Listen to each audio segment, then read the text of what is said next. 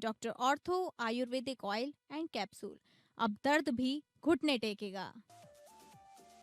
मकर संक्रांति पर श्रद्धा का सैलाब, पीएम ने दी शुभकामनाएं। सीएम योगी ने गोरखपुर में चढ़ाई पवित्र खिचड़ी। प्रयागराज और अयोध्या में भक्तों ने लगाई आस्था की डुबकी। महाराष्ट्र में बीएमसी के 29 नगर निकाय के चुनाव के लिए मतदान जारी। 893 वार्डों की 2869 सीटों पर मतदान। महायुति और ठाकरे बंधुओं में है जंग। ईरान अमेरिका में जंग की आहट तेज, तेहरान ने दी चेतावनी तो कतर में खाली किया जा रहा यूएस एयरबेस। ग्रीनलैंड की सुरक्षा के लिए नाटो देशों ने दिखाई सक्रियता। आईपीएसी पर छापे के मामले में सुप्रीम कोर्ट में आज सुनवाई। Mamata Banerjee DGP Kolkata police commissioner बनाए गए पक्षकार। ममता बनर्जी पर छापेमारी में दखलंदाजी का आरोप, एफआईआर दर्ज किए जाने की मांग की।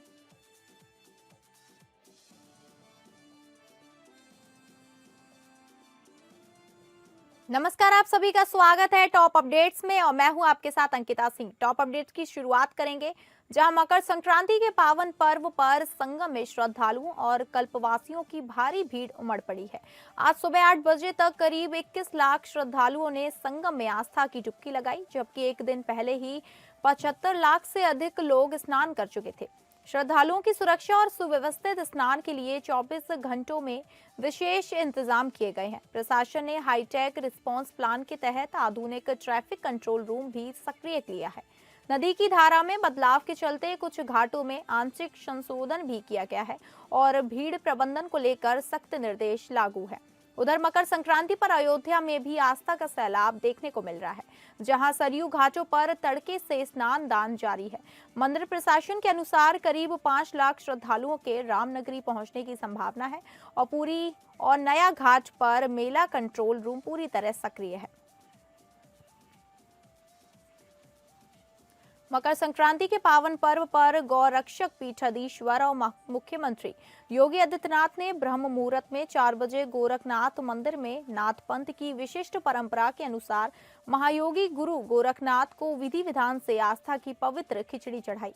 इस अवसर पर उन्होंने शिवावतार महायोगी से लोक मंगल, सभी नागरिकों के सुखमय समृद्धमय जीवन की प्रार्थना की। महायोगी गुरु गोरखनाथ को खिचड़ी चढ़ाने के बाद मुख्यमंत्री और गोरख पीठाधीश्वर योगी आदित्यनाथ ने सभी नागरिकों, संतों और श्रद्धालुओं को मकर संक्रांति की हार्दिक बधाई और शुभकामनाएं दी। इस अवसर पर मुख्यमंत्री ने कहा कि बुधवार से ही पूरे प्रदेश में लाखों की संख्या में श्रद्धालु पवित्र धर्म स्थलों पर जाकर आस्था को नमन कर रहे हैं। गोरखपुर में बुधवार को लाखों श्रद्धालुओं ने महायोगी भगवान गोरखनाथ जी को आस्था की पवित्र खिचड़ी चढ़ाई। लाखों श्रद्धालुओं ने प्रयागराज के संगम में आस्था की पवित्र डुबकी भी लगाई। मुख्यमंत्री ने कहा कि यह सिलसिला लगातार आज गुरुवार को भी जारी है। सीएम योगी ने कहा कि आज गुरुवार को गोरखपुर में भगवान गोरखनाथ जी के प्रति अपनी आस्था व्यक्त करने के लिए लाखों की संख्या में श्रद्धालु जन पंक्ति में लगकर श्रद्धापूर्वक खिचड़ी चढ़ा रहे हैं। पटना स्थित बिहार बीजेपी कार्यालय में मकर संक्रांति के अवसर पर दही चूड़ा भोज का आयोजन किया गया।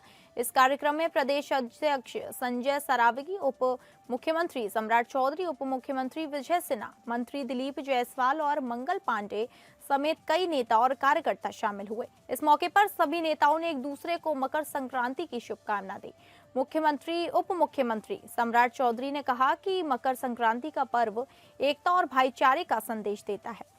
वहीं उप मुख्यमंत्री विजय सिन्हा ने कहा कि यह त्योहार लोगों में नई ऊर्जा और उत्साह भरता है।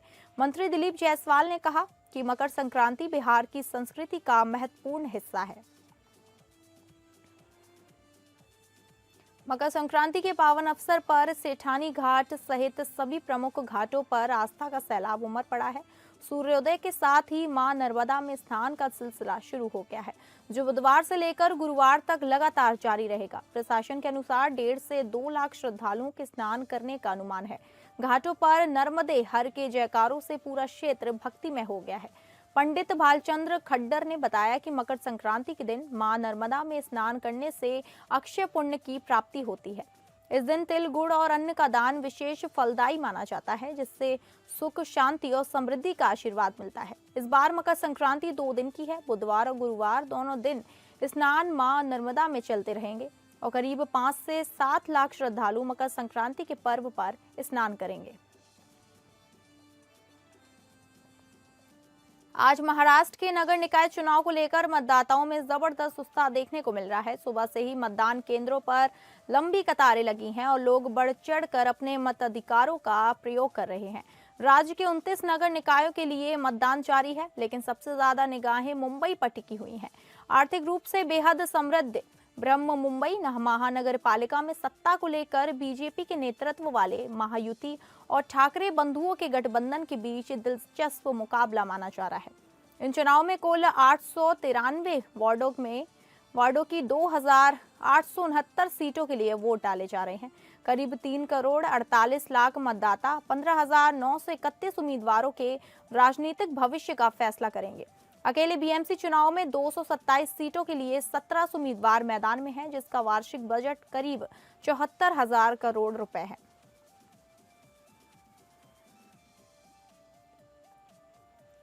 डोंबिवली कल्याण ग्रामीण क्षेत्र के शिवसेना विधायक राजेश मोरे ने डोंबिवली के बड़े गांव स्थित मनपा स्कूल में बनाए गए लोकमान्य तिलक प्राथमिक विद्यालय के मतदान केंद्र पर अपने परिवार के साथ मतदान किया। मतदान के बाद विधायक राजेश मोरे ने नागरिकों से लोकतंत्र के इस महापर्व में बढ़ चढ़कर हिस्सा लेने की अपील की।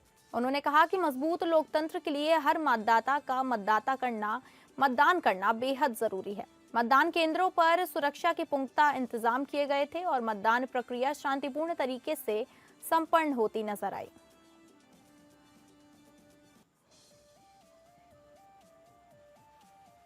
हजारीबाग जिले के बड़ा बाजार ओपी क्षेत्र स्थित हबीबी नगर से एक शक्तिशाली विस्फोट होने की दर्दनाक खबर सामने आई, जिसमें मौके पर ही एक परिवार के 3 लोगों की मौत हो गई। घटना से जुड़ी पूरी जानकारी के अनुसार मृतकों में एक महिला, एक बच्ची और एक पुरुष शामिल हैं, जिन्हें लेकर सदर एसडीपीओ अमित आनंद ने जानकारी दी कि बीते कल शाम में हुए इस हादसे को लेकर पहले सूचना मिली थी कि गैस सिलेंडर फटने से ये घटना हुई, मगर मौके पर शव मिलने के बाद जांच का दायरा बढ़ा दिया गया। उधर जांच पड़ताल में सामने आया कि हबीबी नगर निवासी सद्दाम अपने घर के पीछे के हिस्से में जमा झाड़ियों और कूड़े की सफाई कर रहे थे। इसी दौरान जमीन में गड्ढे के भीतर छिपाकर रखा गया बम अचानक ब्लास्ट हो गया। राज्य के नगर निगम को 2 वर्गों में बांटने के खिलाफ झारखंड हाईकोर्ट में दाखिल याचिका पर कल सुनवाई पूरी हो गई है। सुनवाई के दौरान सभी पक्षों की ओर से बहस हुई और बहस पूरी होने के बाद अस्पताल ने अपना निर्णय सुरक्षित रख लिया है। वहीं जानकारी मिली है कि इस संबंध में शांतनु कुमार चंद्रा ने याचिका दाखिल की है, जिनकी याचिका में कहा गया है कि संविधान के प्राविधानों के खिलाफ जाकर राज्य सरकार ने नगर निगम का वर्गीकरण किया है। सुनवाई के दौरान याचिकाकर्ता ने भी दावा किया कि संविधान में नगर निगम के वर्गीकरण का कोई प्राविधान नहीं होने का उल्लेख किया गया है। ऐसे में किसी भी राज्य की सरकार कार्यपालक आदेश जारी कर इस तरह का प्रावधान नहीं कर सकती है। बहरहाल सरकार का ये निर्णय असंवैधानिक है और इसे निरस्त किया जाना चाहिए। मकर संक्रांति के अवसर पर बागेश्वर में सरयू नदी के तट पर आयोजित होने वाला उत्तरायणी मेला आस्था और परंपरा का सबसे बड़ा केंद्र बनकर उभरा है। हजारों श्रद्धालु यहां स्नान और दान के लिए पहुंचते हैं, जिसे पुण्यदायी माना जाता है। लेकिन उत्तरायणी केवल धार्मिक मेला नहीं, बल्कि इसका गहरा ऐतिहासिक महत्व भी है। वर्ष 1921 में यहीं से ब्रिटिश शासन के खिलाफ कुली बेगार प्रथा के विरोध का आंदोलन शुरू हुआ था। आज भी इस मेले का राजनीतिक और सामाजिक स्वरूप जीवंत नजर आता है। सरयू बगड़ में विभिन्न राजनीतिक दलों और सामाजिक संगठनों के पंडाल लगे हैं, जहां नेता जनता से सीधे संवाद कर रहे हैं। बागेश्वर की उत्तरायणी आज भी परंपरा, प्रतिरोध और लोकतांत्रिक चेतना का सशक्त प्रतीक बनी हुई है। रुड़की की गंगनहर कोतवाली क्षेत्र में 2 निजी अस्पतालों के 2 पक्षों के बीच मरीज उठाने को लेकर खूनी संघर्ष हुआ। इस घटना में 3 लोग घायल हो गए। सीसीटीवी वीडियो में दोनों पक्षों के लोग एक दूसरे पर जानलेवा हमला करते हुए नजर आ रहे हैं। पुलिस ने दोनों पक्षों से तहरीर ली है और कार्यवाही की तैयारी कर ली है। घटना के बाद अस्पताल प्रशासन और पुलिस के बीच तालमेल की कमी को लेकर सवाल उठ रहे हैं। पुलिस मामले की जाँच कर रही है और दोषियों के खिलाफ कार्रवाई करने की बात कह रही है। यूपी के हमीरपुर जिले में एक सनसनीखेज वारदात का मामला सामने आया है, जहां दोस्तों के साथ पार्टी के दौरान मामूली कहासुनी युवक की मौत की वजह बन गई। आरोप है कि पार्टी में शामिल दोस्तों ने ही युवक पर जानलेवा हमला कर दिया, जिससे उसकी मौत हो गई। घटना के बाद मौके पर पहुंची पुलिस ने जांच पड़ताल शुरू कर दी है। मामला सुमेरपुर कस्बे के बंकी रोड स्थित जल विभाग कार्यालय के पास का है। बताया जा रहा है कि युवक अपने दोस्तों के साथ पार्टी कर रहा था। इसी दौरान आपसी कहासुनी बढ़ गई। आरोप है कि विवाद के बाद लोहे के रॉड से युवक के सिर पर हमला किया गया, जिससे वह गंभीर रूप से घायल हो गया। आनन फानन में आरोपी दोस्त घायल युवक को बाइक से सुमेरपुर स्वास्थ्य केंद्र लेकर पहुंचे, जहां चिकित्सकों ने जांच के बाद उसे मृत घोषित कर दिया। घटना की सूचना मिलते ही परिजनों में कोहराम मच गया। मृतक युवक के पिता ने पड़ोस के पिता पुत्र पर हत्या का आरोप लगाया है। सूचना पर पहुंची पुलिस ने शव को कब्जे में लेकर पोस्टमार्टम के लिए भेज दिया है और पार्टी में शामिल लोगों को हिरासत में लेकर पूछताछ शुरू कर दी है।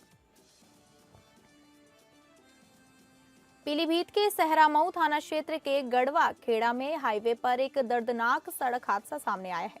तेज रफ्तार ट्रक अनियंत्रित होकर सड़क से नीचे उतर आया और किनारे गोलगप्पे खा रहे लोगों को रौंद दिया। इस हादसे में 4 लोगों की मौत हो गई, जबकि करीब 8 लोग घायल बताए जा रहे हैं। घायलों में महिलाएं और बच्चे भी शामिल हैं। घटना के बाद मौके पर अफरा तफरी मच गई और स्थानीय लोगों की भारी भीड़ जमा हो गई। घायलों को तुरंत पूरनपुर सामुदायिक स्वास्थ्य केंद्र ले जाया गया, जहां डॉक्टरों ने एक व्यक्ति को मृत घोषित कर दिया। हादसे की सूचना मिलते ही परिजनों में कोहराम मच गया। वहीं पुलिस मामले की जांच में जुट गई है। ग्राम पंचायत की जमीन पर कब्जे की शिकायत करना एक परिवार को भारी पड़ गया। आरोप है कि शिकायत से नाराज लोगों ने शिकायतकर्ता के घर पर जमकर पत्थरबाजी और फायरिंग की। इस दौरान आरोपियों ने घर के बाहर खड़े होकर भद्दी भद्दी गालियां भी दी। पूरी घटना का वीडियो सोशल मीडिया पर तेजी से वायरल हो रहा है। घटना के बाद इलाके में दहशत का माहौल बन गया है। पीड़ित की तहरीर पर पुलिस ने 3 आरोपियों के खिलाफ FIR दर्ज की है। मामला थाना गिरोर क्षेत्र के नगला कैसराय गांव का है। काकोरी के दुर्गागंज चौराहे पर गौमांस तस्करी का बड़ा मामला सामने आया है। बताया जा रहा है कि नखास से हवालपुर की ओर एक ऑटो में गौमांस ले जाया जा रहा था। गौरक्षा दल ने एक शक के आधार पर ऑटो को रोककर जांच की, जिसमें तस्करी का खुलासा हुआ। ऑटो चालक की पहचान राकेश के रूप में हुई। सूचना मिलते ही काकोरी पुलिस मौके पर पहुंची और वाहन की तलाशी ली। चेकिंग के दौरान ऑटो से करीब 10 से 15 किलो गौमांस बरामद किया गया। पुलिस ने मांस को कब्जे में लेकर मामले में आगे की कार्रवाई शुरू कर दी है। थाना किशनी क्षेत्र में मामूली कहासुनी के बाद 2 पक्षों के बीच जमकर मारपीट हो गई। बताया जा रहा है कि मौके पर मौजूद राजस्व और पुलिस अधिकारियों के समझाने के बावजूद विवाद थमने का नाम नहीं लिया। वीडियो वायरल में दोनों ओर से लाठी डंडे और फरसे चलते साफ दिख रहे हैं। मारपीट की यह पूरी घटना किसी ने मोबाइल में रिकॉर्ड कर सोशल मीडिया पर डाल दी। वीडियो के वायरल होते ही मामले ने तूल पकड़ लिया। इसके बाद पुलिस ने संज्ञान लेते हुए जांच पड़ताल शुरू कर दी है। पुलिस का कहना है कि दोषियों के खिलाफ कार्रवाई की जाएगी।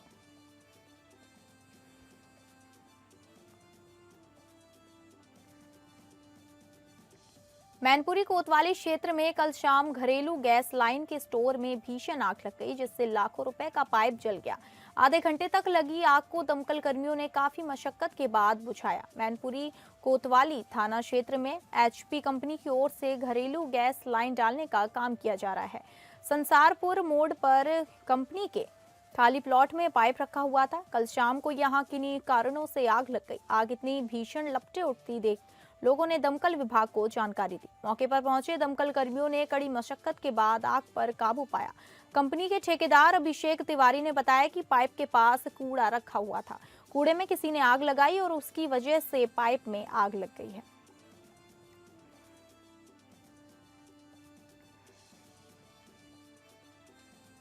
पिपरिया में पुलिस ने नशे के खिलाफ बड़ी कार्रवाई करते हुए स्मैक तस्करी का खुलासा किया है। स्टेशन रोड थाना पुलिस की सतर्कता के चलते 9.47 ग्राम स्मैक के साथ एक तस्कर को गिरफ्तार किया है। कार्रवाई के दौरान एक आरोपी मौके से पकड़ा गया, जबकि उसका एक साथी फरार हो गया। फरार आरोपी की तलाश में पुलिस की टीमें लगातार दबिश दे रही हैं। गिरफ्तार तस्कर की पहचान पंजाब निवासी के रूप में हुई है। पुलिस ने आरोपी के खिलाफ NDPC एक्ट की धारा 821 और 29 के तहत मामला दर्ज किया है। फिलहाल पुलिस पूरे नेटवर्क की कड़ियों को खंगालते हुए जांच में जुटी है।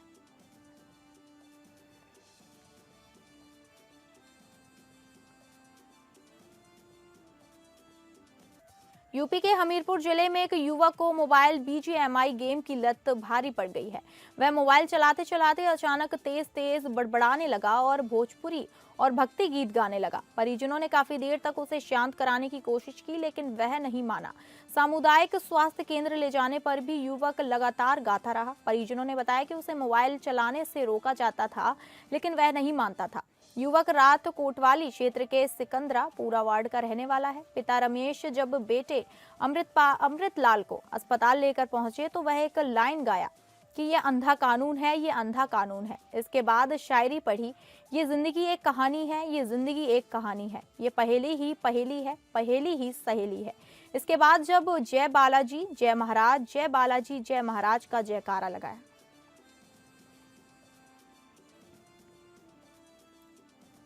कोतवाली शहर थाना क्षेत्र के खरपरी में सदर तहसील परिसर के भीतर लूट और मारपीट का गंभीर मामला सामने आया है। इंडियन आर्मी और आईटीबीपी में तैनात एक सैनिक के साथ लुटेरों द्वारा वारदात को अंजाम देने का आरोप लगाया गया है। पीड़ित सैनिक का कहना है कि आरोपी 2.5 लाख रुपए नकद, नौकरी से जुड़ा आई कार्ड और जरूरी दस्तावेजों से भरा बैग लूटकर फरार हो गया। बताया जा रहा है कि इस घटना में 2 नामजद समेत 4 अन्य लोग शामिल थे। आईटीबीपी का यह जवान छुट्टी पर घर आया था और किसी काम से सदर तहसील पहुंचा था। वहीं पुलिस का कहना है कि मामला आपसी मारपीट का प्रतीत हो रहा है, जिसमें परिवार के लोगों की भूमिका सामने आई है। फिलहाल पुलिस पूरे मामले की जांच में जुटी हुई है। ईरान और अमेरिका के बीच तनाव अब खतरनाक मोड़ पर पहुंचता दिख रहा है। ईरान में सरकारी विरोधी प्रदर्शनों पर जारी हिंसक कार्रवाई और अमेरिका की संभावित दखल अंदाजी को लेकर हालात तेजी से बिगड़ रहे हैं। इसी बीच ईरान ने अमेरिका और उसके सहयोगी देशों को कड़ी चेतावनी दी है, जिसके बाद कतर में मौजूद अमेरिका के सबसे बड़े सैन्य एयरबेस से कुछ कर्मियों को हटाने की प्रक्रिया शुरू कर दी गई है। वरिष्ठ ईरानी अधिकारी ने बताया कि अगर वाशिंगटन से ईरान ने चल रहे प्रदर्शनों के समर्थन में सैन्य हस्तक्षेप किया तो क्षेत्र में मौजूद अमेरिकी ठिकानों पर जवाबी हमला किया जाएगा। ईरान ने साफ शब्दों में कहा कि सऊदी अरब, यूएई, तुर्की और कतर जैसे देशों में मौजूद अमेरिकी सैन्य अड्डे भी इसके दायरे में आएंगे। कतर स्थित अमेरिकी अल उदीद एयरबेस से कुछ सैन्य और गैर सैन्य कर्मियों को बुधवार शाम तक वहां से हटने की सलाह दी गई है। हालांकि इसे पूरी तरह से निकासी आदेश नहीं, बल्कि एक पोस्चर चेंज यानी सतर्कता के स्तर में बदलाव बताया जा रहा है।